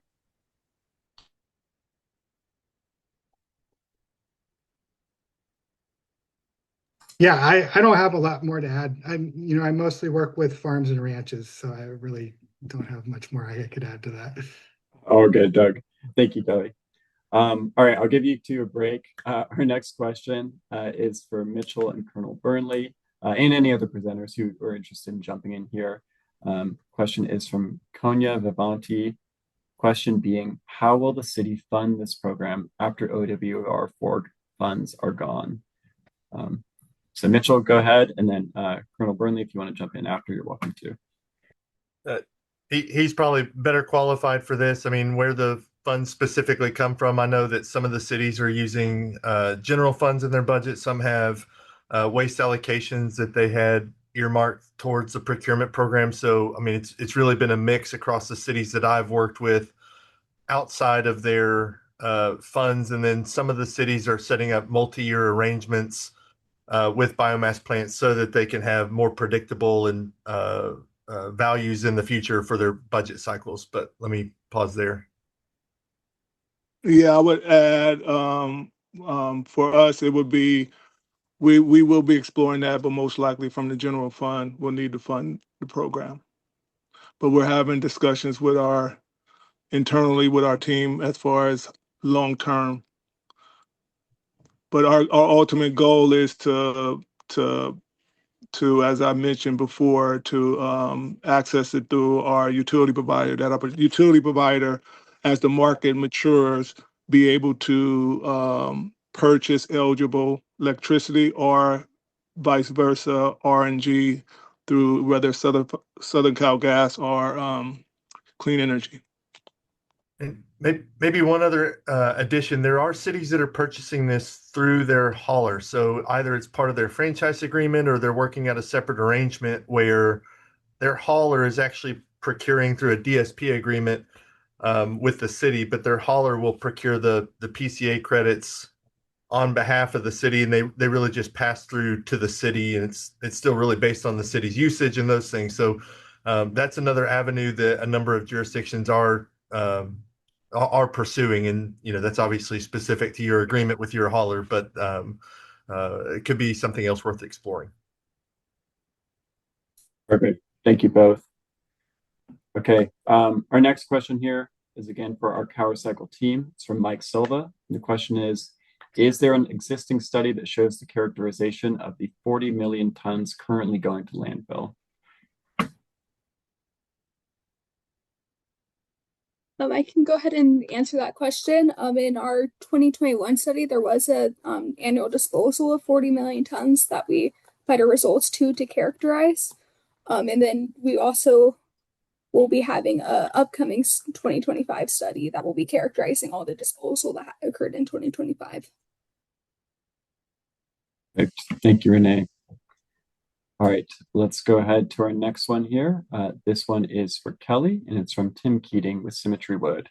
And again, in Tim's words, gotta love compost. That said, have there been any studies of what percentage of applied compost, like on farms, as is seen as some of these photos, ends up in streams and rivers? Also, how much of the carbon in the compost ends up being emitted back into the atmosphere as CO2? Kelly, go ahead. Okay. I also said this in my answer. I love this question. So, okay, there's two things here. I'm going to talk about emissions first. So you do get emissions when you apply compost because you get an increase in microbial activity. It increases CO2 emissions. This is what's called biogenic emissions, right? And those are emissions that that's the short-term carbon that's kind of constantly cycling. It's different from an emission from your tailpipe in your car, where there's carbon that was a dinosaur or whatever, and it's been sequestered for a long time, and now it's a new emission. So that's one thing to consider.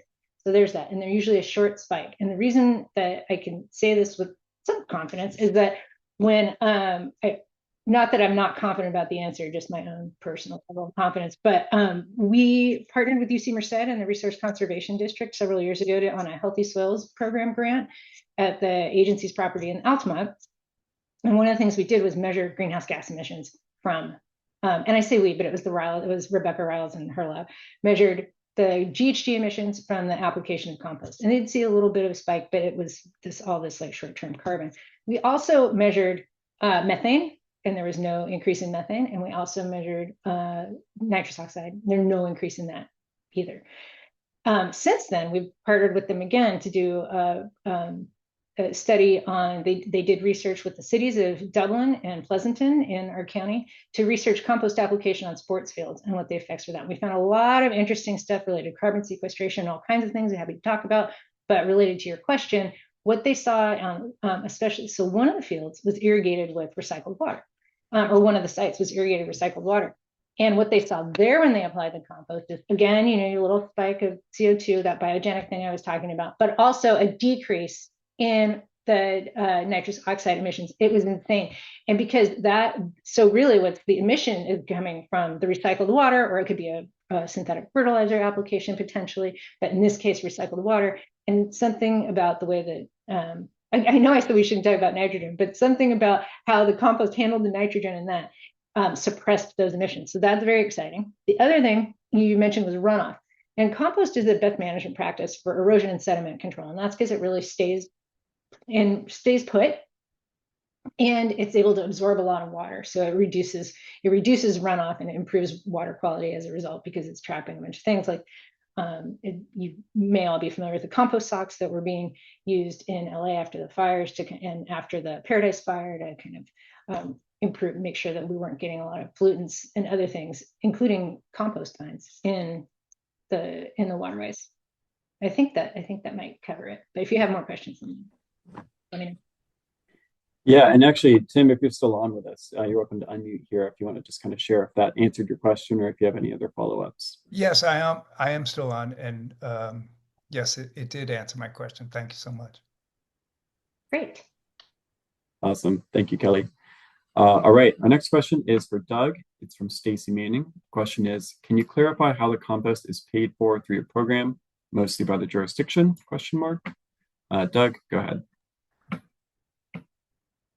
Yes, it's funded by the jurisdictions based on how much they want to procure. And then we take the total tons and then divide out what the contribution is per city. And then we assign that percentage of the total procurement so that it meets as close to or on the target as much as possible.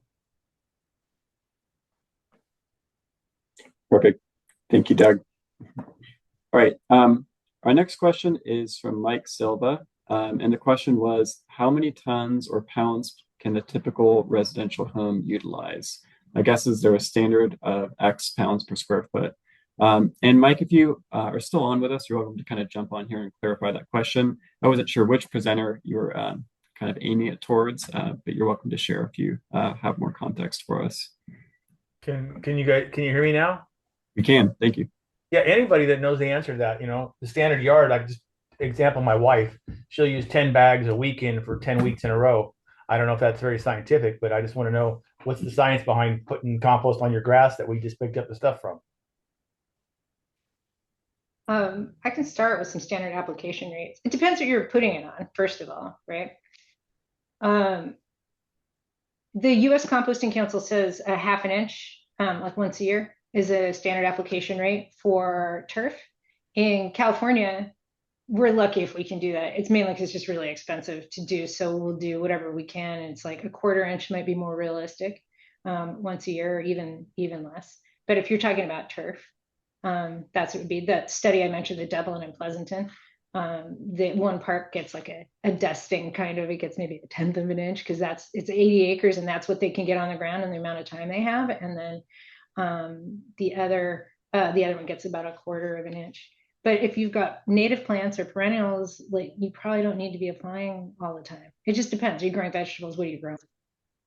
You can still hear me? Yeah. Again, Yeah. Going back to the half inch per year, that's the agronomic max.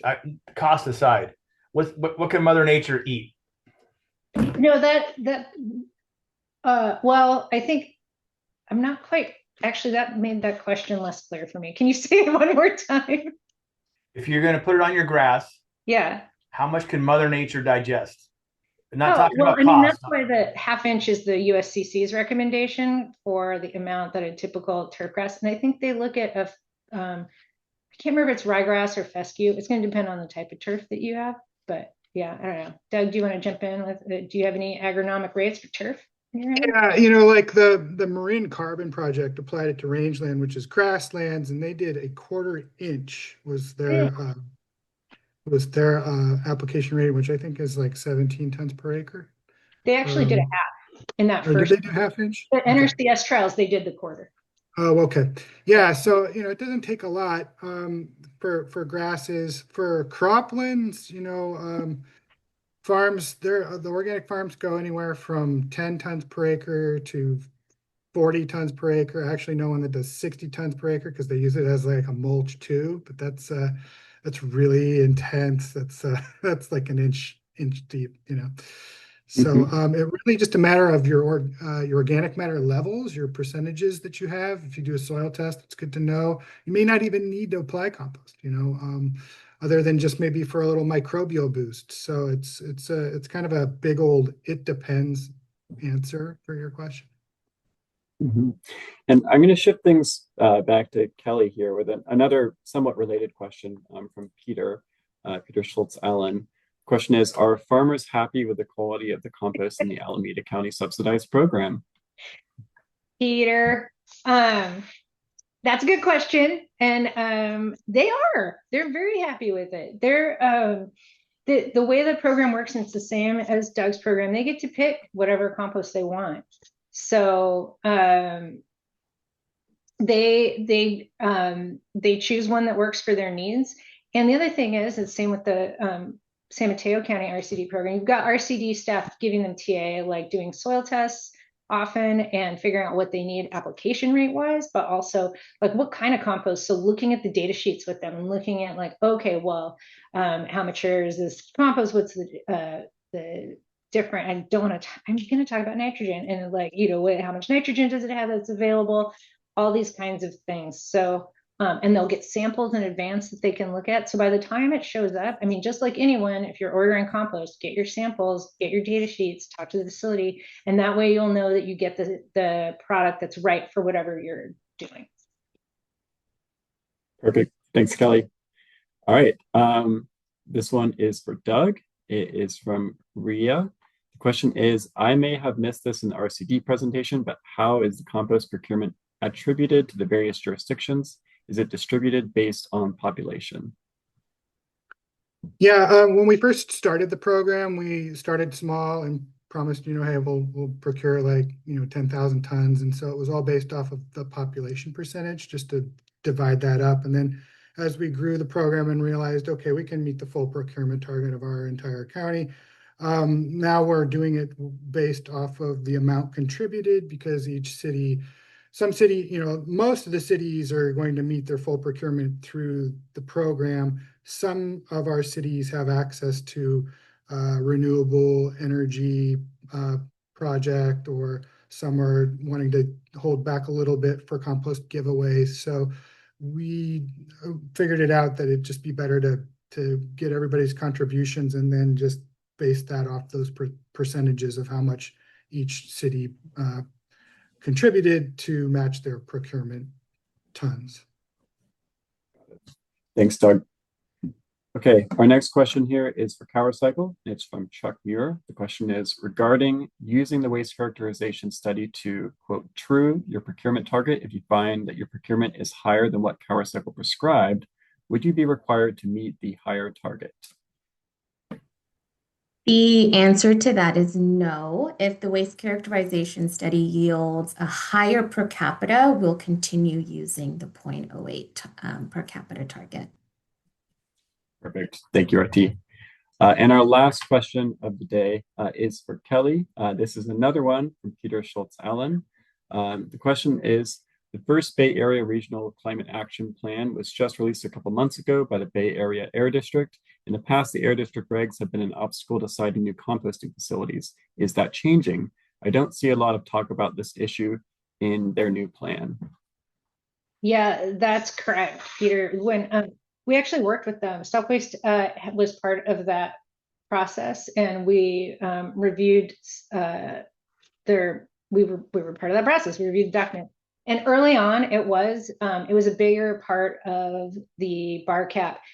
It's such a big issue that Air District decided that they wanted to tackle it separately from the bar cap, and so is my understanding, and so they ended up taking it out.